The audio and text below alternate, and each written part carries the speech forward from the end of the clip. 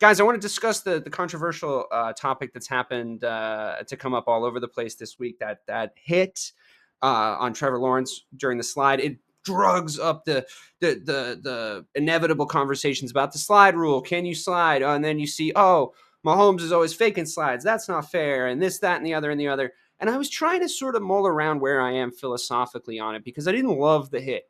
I'll tell you right off the bat, upon first viewing, his head is just there, in the slide position, and it's just, I know you could tell what was going on, like that whole like, oh, what am I supposed to do? Like I didn't want him to get the first down. I have to make the play.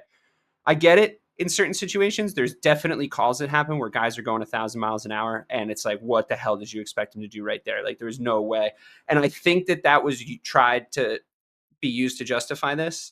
But no, I don't think so. I think it was late. I think you can tell when you're watching it in real time, just by the millisecond. You just know in your own head, in your own heart, in your own gut, what's cheap and what's dirty. That being said, like, I'm not 100% sure.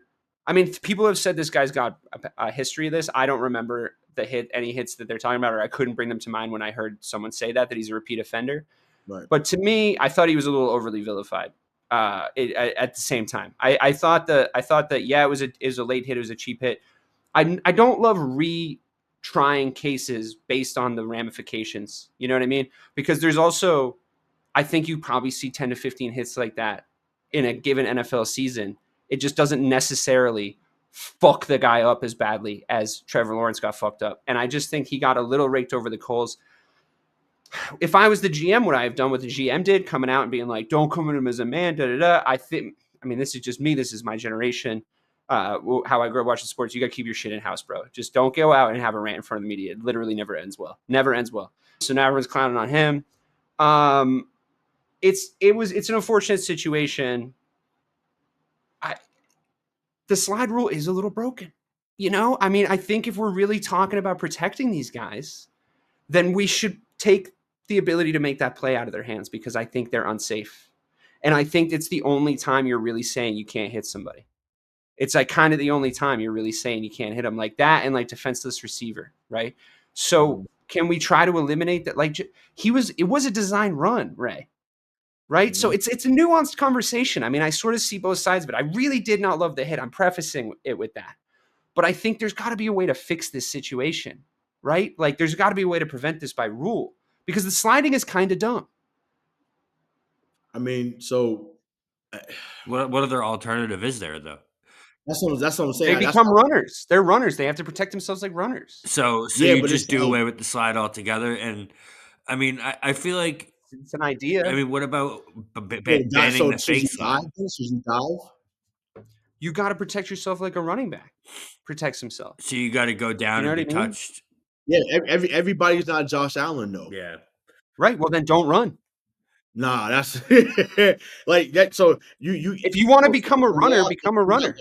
You got Josh, you got your guy Caleb, you got our guy Drake. Yeah. There's plenty of guys that are phenomenal with their legs that if you took that out the game, you're taking half. Well, you're not taking it out of the game. You're just saying you can't slide. And if you're scared of getting hit, don't run. Or just run to the sideline, but run to the sideline, or just run and dive into the ground. I guess is maybe feasible. I don't know, man.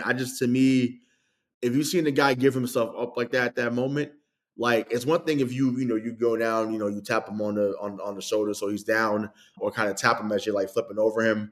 But to lead with the crown like that, and once again, no, it's a dirty hit. That's why I led with that. I know it's a controversial thing. I know it's a dirty hit. Absolutely, yeah. I absolutely loved the Jacksonville Jaguars response. Loved it. Yeah. If you don't protect me like that, fuck y'all. Yeah. I'd have been like, I don't want you on my team. I don't want you playing on my team. If you cannot jump him immediately like they did, I thought that was incredible. But also, Houston, the fact that your teammate was getting jumped on the sideline and y'all stayed over there, y'all are soft. Because as soon I mean, I can't physically run because I have a bad knee. But let the five of us be out somewhere. And somebody tries y'all. No, you got to jump in for your boys, dude. Like, what the fuck? That's like one-on-one shit. Ain't no conversation. Oh, no. You said what?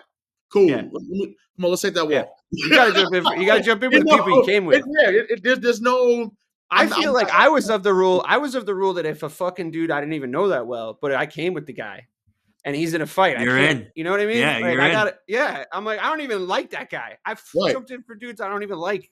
It's Yeah, like, so I'm I came with him though. Guilty by association.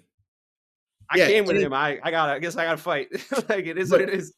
What did y'all think about D'Amico Ryan's press conference though? Because I have my thoughts, but I want to know what y'all think about what D'Amico Ryan said. Because so essentially he was just like, oh, like I understand like the severity of the hit, but basically, and of course, like he's sticking up for his player. Personally, I think it was a joke, but I like because this is my thing. If CJ Stroud got rocked like that, he'd have been all over the presser, going crazy, and rightfully so. So the fact that you're being this calm about a defensive player knocking out a quarterback, knowing that if CJ Stroud got rocked like that, you would have been fired up as much as anybody else, it's hypocritical. It's soft. It's weak. It's weak to me. Just say, hey, I don't love the situation that he's in. We're going to support him as someone that's on our team. Hopefully he learns his lesson when he comes back. Until then, we just have to have the next guy up, and hopefully he learns from this lesson. Great, cool. Leave it at that. Not we are looking from all sides. No, we don't. Your player knocked out somebody else on a really dumbass play. And once again, everyone's not doing the Kenny Pickett fake slide. Everyone's not doing that because that was a masterful play when it happened to him. I was going to bring that up when he was at Pitt. That was really dope. But it's just like I get it. Everyone's not good at that, but it's like you can't lead with the crown, bro. And I'm sorry, that can't happen. So 3 games is I'm glad he got 2 games though. I'm glad.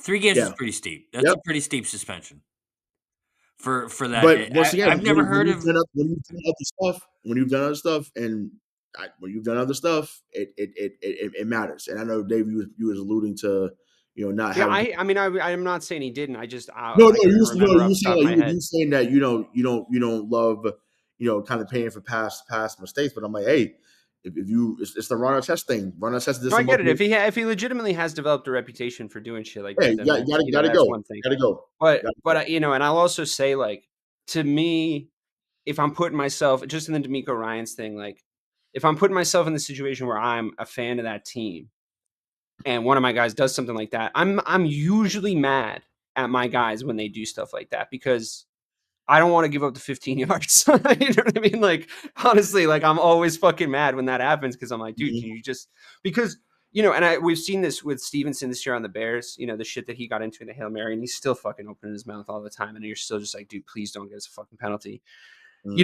Guys like that, you're even on your own team, you're watching them, and you actually are, I think, quick to condemn them when they do shit like that. Not even necessarily because like they're playing dirty and the other team's players are hurt, although you don't want to see anybody hurt.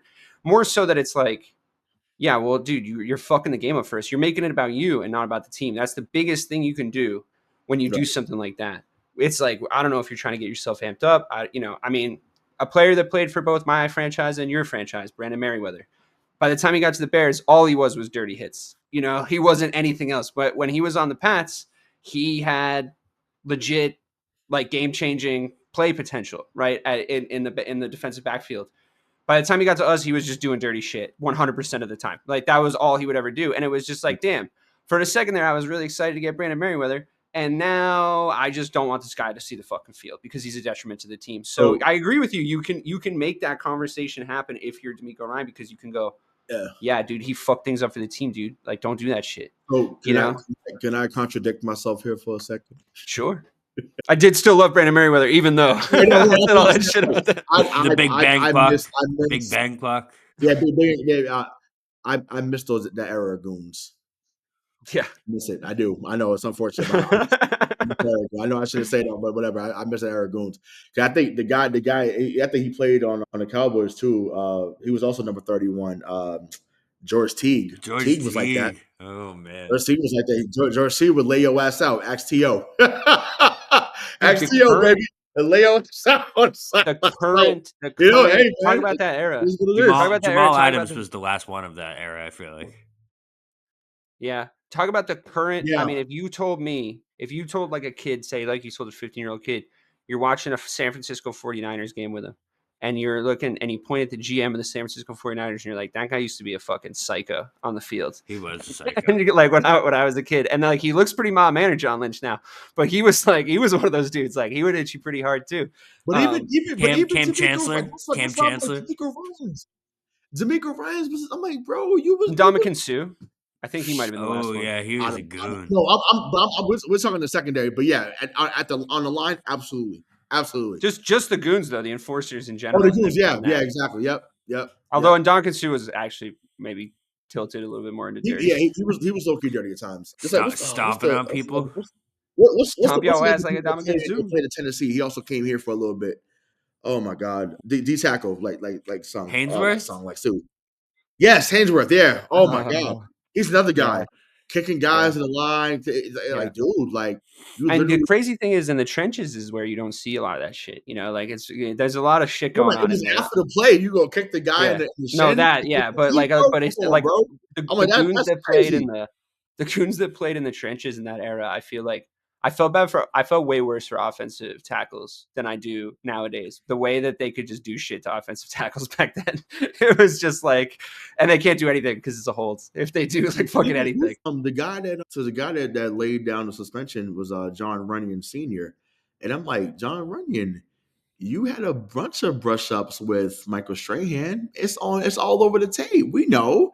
You were one of the toughest guys out there. So I just think, once again, for him to be looking at it and give you 3 games, you know you fucked up. Because if someone like that was out here fighting with Michael Strahan on a weekly basis, and once again, I'm sure it was Goodell that said, hey, you gotta give a little bit of a harsher punishment to him. Because I think in most cases, had it been his first or second offense, they might have said, hey, it's one game and like a $100,000 fine, something like that. Yeah.